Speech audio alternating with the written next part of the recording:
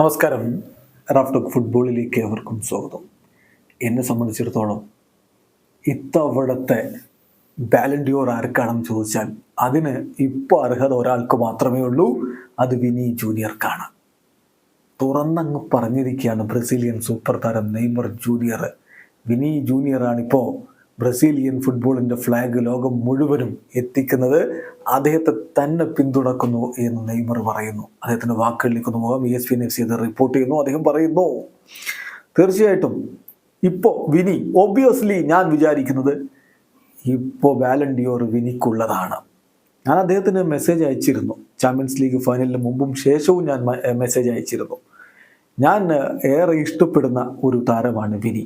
അദ്ദേഹത്തിൻ്റെ ആ ഒരു പാഷൻ, അദ്ദേഹം എൻ്റെ വളരെ അടുത്ത ഫ്രണ്ടാണ്. ഫുട്ബോൾ എനിക്ക് തന്ന ഏറ്റവും അടുത്ത സുഹൃത്തുക്കളിൽ ഒരാളാണ് വിനി.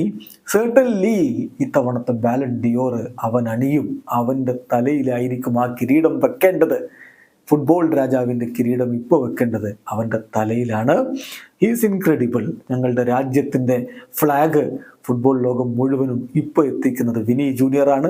അവനെ ഞാൻ പിന്തുണക്കുന്നു എന്നാണ് നെയ്മർ ജൂനിയർ പറയുന്നത്. എന്തായാലും വിനി ജൂനിയർക്ക് ഇത്തവണ ബാലൻഡിയോറിന് നല്ല സാധ്യതയുണ്ട് എന്നുള്ളത് എല്ലാവരും പറയുന്ന കാര്യമാണ്.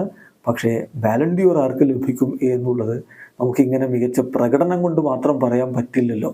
അത് തീരുമാനിക്കുന്നത് ജേർണലിസ്റ്റുകളും മറ്റുമൊക്കെ ഉള്ളൊരു പാനലിൻ്റെ വോട്ടിങ്ങിലൂടെയൊക്കെയാണ്.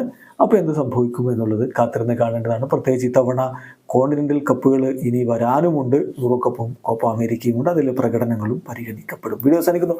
ഫുട്ബോൾ ലോകത്തെ കൂടുതൽ വിശേഷങ്ങളുമായി റാഫ്റ്റോക്സ് എത്താം.